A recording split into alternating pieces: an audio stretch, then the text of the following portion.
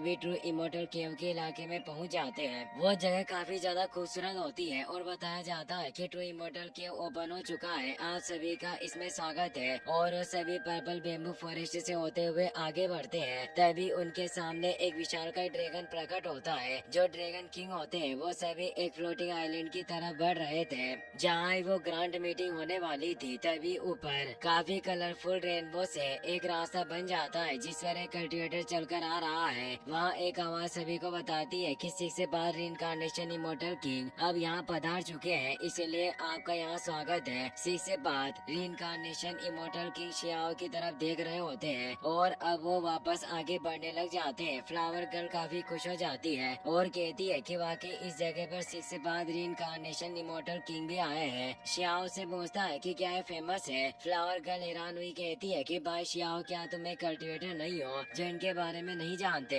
6 से बाद reincarnation immortal king को हर कोई जानता है, ये काफी महान है। शियाओ उनकी तरफ देखने लगता है और उसकी नजर उनकी रीइंकार्नेशन डिस्क पर जाती है और वो सोचता है कि यह 6 से बाद रीइंकार्नेशन इमोर्टल किंग को देखकर ऐसा लग रहा है कि अभी बाहरी दुनिया में जो रीइंकार्नेशन डिस्क मौजूद थी क्या वो इनकी होगी और इन्होंने ही सबसे पहले रीइंकार्नेशन डिस्क को निर्मित किया होगा। एशियन फिनिक्स बोलती है कि इन 6 से बाद रीइंकार्नेशन इमोर्टल किंग को देखकर ऐसा लग रहा है कि एक ग्रेट पाथ की रिसर्च करने के लिए यहाँ आए होंगे, क्योंकि इनके महान पथ की रिसर्च अभी पूरी नहीं हुई है। इन इमोर्टल किंग के आदर्श काफी ऊंचे हैं, इसीलिए कोई नहीं जानता कि क्या है सचमुच उस ग्रेट पाथ को हासिल कर पाएंगे। फ्लावर गर्ल बोलती है कि निश्चित रूप से ऐसा कर सकते हैं, क्योंकि 6 से बाद रीइंकार्नेशन इमोर्टल किंग में ऐसा टैलेंट मौजूद है जो और किसी के पास नहीं। अगर ये खुद कहते हैं कि वो रीइंकार्नेशन पर रिसर्च कर रहे हैं तो ये निश्चित रूप से सफल हो जाएंगे। शियाओ भी काफी हैरान था कि आखिर रीइंकार्नेशन यानी पुनर्जन्म पर भी शोध किया जा सकता है। स्वॉर्डमैन बोलता है कि क्या तुम सबने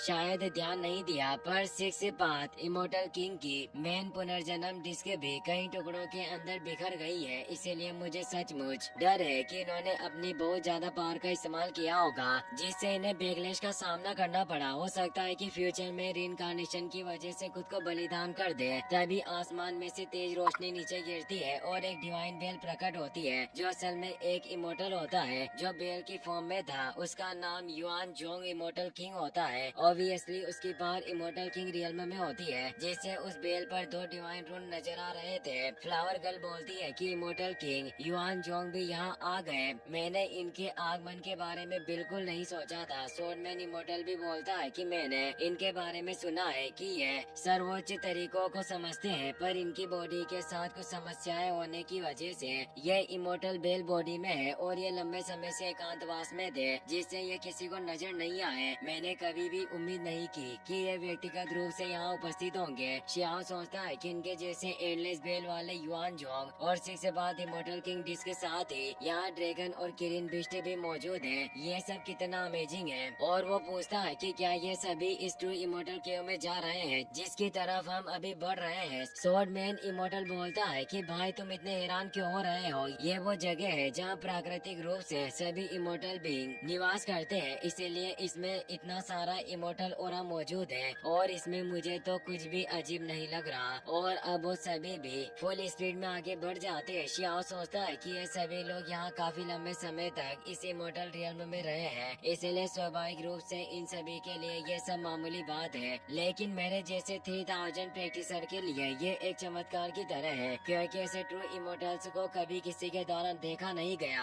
अब हम साउथ चाइना सी में बसे हुए ट्रू इमोर्टल आइलैंड का सीन दिखाया जाता है, जो काफी ज्यादा खूबसूरत जगह होती है और ये बिल्कुल एक स्वर्ग की तरह लग रहा होता है। मेन हॉल में शियाओ अपने सभी साथियों के साथ आ जाता है। तभी एक बर्ड पर बैठकर एक लड़का आता है जो फेरी आइलैंड बॉय होता है, जिसकी पावर गॉड रियल्म में होती है। वो इन सभी को बताता है कि सभी पावरफुल एल्डर अभी तक इकट्ठा नहीं हुए हैं, इसीलिए अभी उनके द्वारा उपदेश प्राप्त करने में आपको काफी समय लगेगा। इसीलिए मैं चाहता हूँ कि आप सभी प्रतिभाशाली लोग पहले साथ मिलकर बातचीत करें और अपने विचारों को एक दूसरे के साथ बांटे। इससे आपको काफी फायदा होगा, साथ ही आप काफी कुछ भी सीख सकते हैं। सभी को उसकी बात सही लगती है। वहाँ काफी सारे पेटिशनर मौजूद थे और अब वो सभी फेरी आइलैंड बॉय की बात मानकर अपने विचारों को एक दूसरे के साथ बांटते हैं और साथ ही वो खाना भी एंजॉय कर रहे होते हैं। एक बीस्ट सभी को फल सर्व कर रहा था। शियाओ भी एक फल ले लेता है। शियाओ को ये सब काफी अच्छा लग रहा होता है और वो सोचता है कि एक कल्टिवेटर होने के नाते मैं भी चाहता हूँ कि मैं इस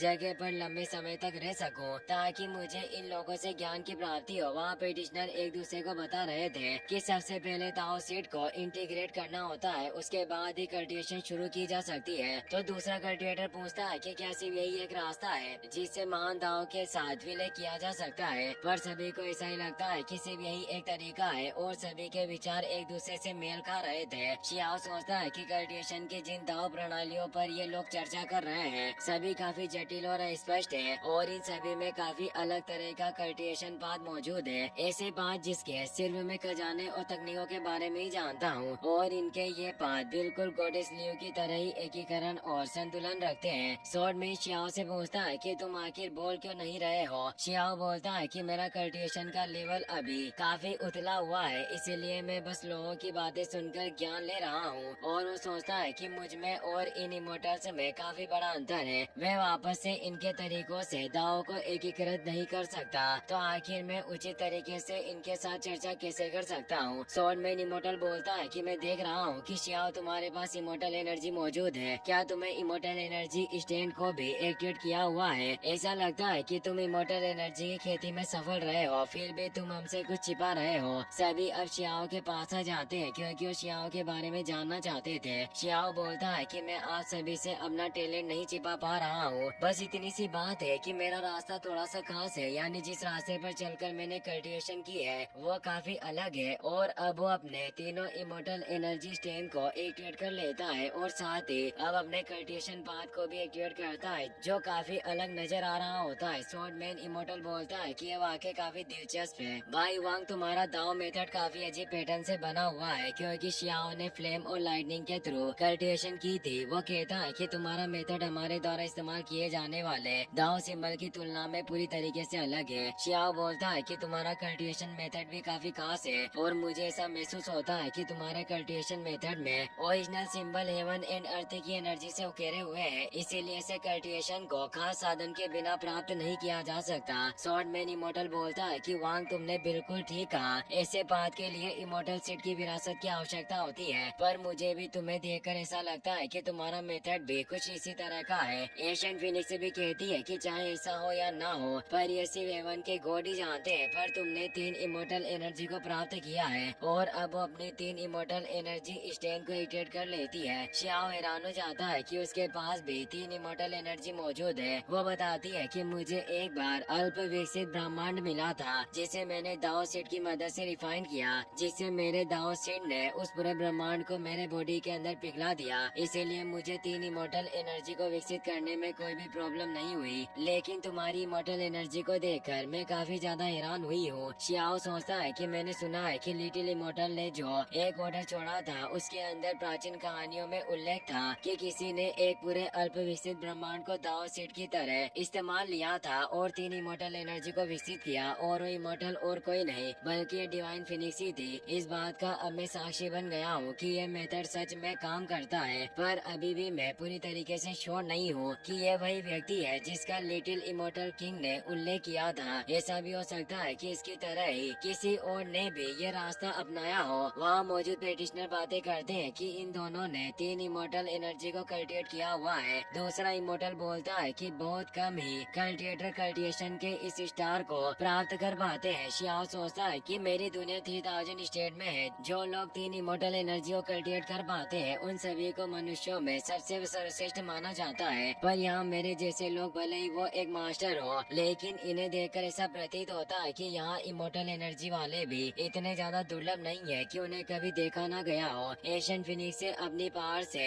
अब शियाओ की पावर का टेस्ट करने के लिए उसे एक अलग ही स्पेस में ले आती है, क्योंकि वो उसका कल्टिवेशन मेथड देखना चाहती थी। इसी के साथ ये एपिसोड यहीं पर खत्म हो जाता है। वीडियो पसंद आई हो तो लाइक कर देना और अपने दोस्तों के साथ शेयर करना ना भूलें। Thanks for watching.